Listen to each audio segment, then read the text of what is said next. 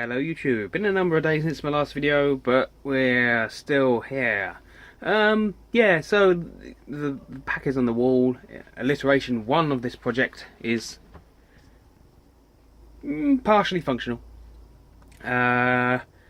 We've had 2 uses out of this pack so far. I'm zooming in and out for some reason. We basically took 890 watts out one night. I forgot to turn the inverter off, that draws 2 amps. UPS is a bad idea for standby current.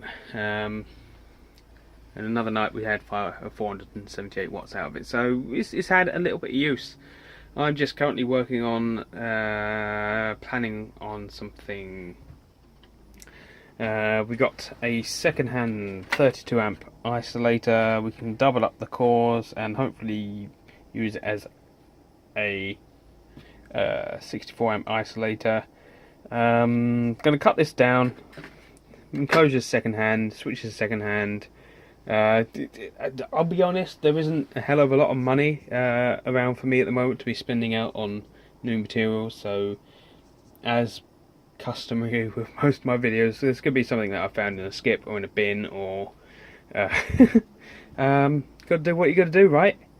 So the only new parts that are going to be involved in the isolator and everything is basically one of these maxi fuse holders and fuse, a 22 pound 24 to 12 volt converter, and a 12 volt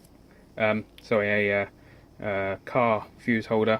I have stock. I do have stock. I've been buying stock over the past. I've been buying stock ever since I started earning revenue from YouTube. So basically, got loads of fuses, little fuse holders, second hand, scrapyard. Yeah, so everything I get, I save because I just have not got any disposable income at the moment. So interestingly, I'm just testing out this 24 to 12 volt step down converter.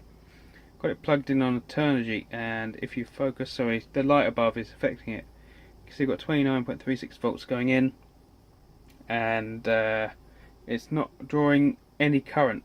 It's not drawing a single milliamp. You can see the amp peak and the watts peak, but then again, I did have this little halogen lamp from a what do you call it? Exit box, not exit box, beam light, which is an emergency light fitting that sometimes go wrong. I can't get my finger. I can't hold that on there with one hand, so I'll just put some connectors on it. Right back, and a couple of 15 amp connectors later, and if I pop that in there, we'll get a crackle. And you'll see 750 milliamps, 22 watts. Interesting.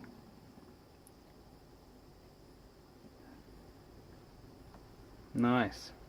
So I need to get a voltmeter on this, I think, to see what voltage it's putting out. Obviously, transmitting 12 volt up the garden is not really a good idea. I mean, I already do transmit 12 volt up the garden, but it doesn't hold up for very long.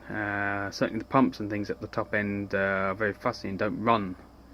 Well, they do run, but they don't do anything when it's just 12 volt flat. So actually I do and have been playing about with transmitting 12 volt up the garden. I've just got this the booster thing that I put on the thing. I've been playing about with that, and when my obviously my lead acid batteries, they're going to go to the scrapyard soon, so I am just making sure I kill them off. So I'm drawing it down to 11.5 volts, 11 volts, and using this 8 to 70 volt converter just to throw it up there at sort of 13.5, 14 volts, and let volt drop take its toll. So yeah, back to this voltmeter time. Interestingly, the voltage is 12.33 volts under a small load.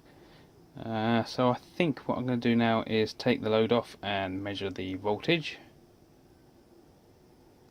Interestingly, offload the voltage is 12.33, so it doesn't really change. I think we need to do a little bit more testing on this, and by that I mean I think it might be worth putting the 12 volt inverter on this with a 300 watt test lamp and see just exactly if it drops and how much current is pulled through this. Well, that certainly works, and with the test leads on there showing 12.28 volts, it's not really dropped on a load. Now let's have a look at some currents. So I've got my new clamp meter. I think quite a few people use these, and we're showing 27 amps on the output. These little 15 amp connectors are getting a little bit warm. Actually, so is this. Oh, I'm never allowed to do this on site. It's just not right, but doing this in my shed actually feels quite good. I might have to burn some stuff. Anyway, that's alright for a short term test. 27 amps on the output. On the input, 12.5 amps on the input. Let's see what the Turnigy says. Turnigy says 12.67 amps. So yeah, that shows a little difference, but hey, I mean, come on, it's a Turnigy meter. They're fairly accurate, but 12.7 is what we're getting there. So do the maths if you want. See how efficient it is. I'm quite happy with it. I'm going to leave this on for a little while, see if it actually gets warm. Actually, should I? Considering that is getting warm, probably the resistance is building up as well. That is almost too hot to touch now. Almost 30 amps running through a 15 amp cable. Oh. Amazing. We're now up to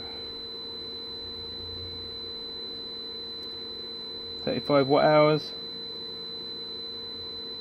1.2 amp hours. So yeah, we've had it running a little bit already, I suppose, but that is nowhere near warm. I suppose we'll only be pulling currents like that, or watts like that, you know, every so often for a little while. But what I think I might do is, over time, invest in another one, transport the 24 volts up to the top of the garden and drop it down to 12 volts nearer the top. I just haven't got any large gauge or cross-sectional area size cable that I can just throw in. And copper is expensive, so wait and see. So yeah, I'm quite happy with that. So what I'm going to do is try and find a way of mounting a rotary switch, 2 fuses, one for this, one for the 24 volt UPS. I'll compare both the UPSs together another day. I've just been very busy at work, unable to get content out. So yeah, I'm quite happy with that. I'm gonna mark this out. I'm not gonna do anything yet. I'm just gonna get some ideas and come back to this. Hopefully, you know what? Another failing of mine is that it works, but because my lead acid batteries can't hold their voltage because they're getting old, it's just impossible. I have to, even when the sun was out the weekend, I jumped it up to about 3 amp hours. And yes, when the sun was out we could provide, but as soon as the sun went in, battery voltage dropped and it stops charging. Could do with an automatic one really, but that's not going to happen, is it? So yeah, this is going to have to get reworked sooner rather than later to take into account this. And I think for the foreseeable future we're just going to be running on a very, very light budget to get these things up and running. I have no money for this, so yeah, project's going to be rougher than usual, I guess, but yeah. So thank you very much for watching. Don't forget to subscribe, comment and rate, and I'm gonna turn this off now. See you later.